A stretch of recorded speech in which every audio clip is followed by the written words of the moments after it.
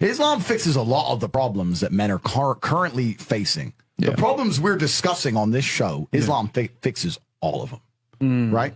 That's the first thing about Islam. And I'm not a Muslim, right? If I had to choose a religion, I would, because I live in an Orthodox Christian country, I go to the Orthodox Christian church. I donate $20,000 a month to the church in the country I live in. The church in Romania is very powerful, and I like having church friends. So I give them a lot of money, right? So I would guess I'm an Orthodox Christian. But if I had to bet on one religion as if I were betting on the stock market for the future, you have to bet on Islam.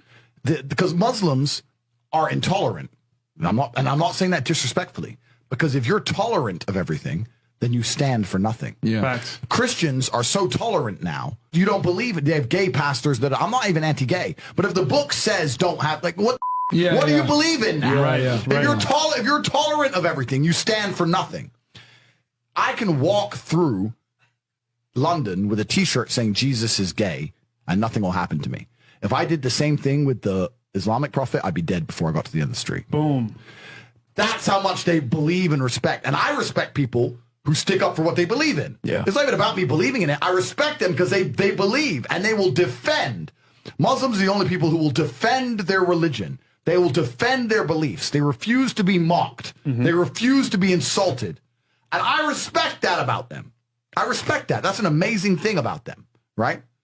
And the third point is, and I've been all around the world, some of the best countries in the world today are the first world Muslim nations. Qatar, you can go to Qatar, you can fall asleep with $1 million on your lap in the middle of the street. Nothing's going to happen to you. Saudi Arabia as well. You can go to Saudi, nothing will happen to you. You can go to Dubai, UAE, nothing's going to happen to you. They leave their cars parked with the keys inside. It's so safe. Wow. It's so safe. Women, everyone's married. Every woman obeys her husband. Every single woman has 4, 5, 6 kids. Big families. All the things we're talking about, all the problems we have here, right? They've got none of that. None of it. Because of Islam. Islam keeps society in the role where women obey their man. Women have children. Women have big families. Women are exceptionally happy to do so. Before some Western girl comes in here and runs her mouth, the Islamic women are happier than any you're going to see in the club tonight. They're very true. They're happy. Society is functioning. Their population is growing because in most Western countries, the population is declining. Tim Cass was talking about it today. I was talking. We were Two people have one kid. Doesn't work. Doesn't work, right? 2 people need to have 3.1 kids because people die, right? People die prematurely, blah, blah, blah, blah.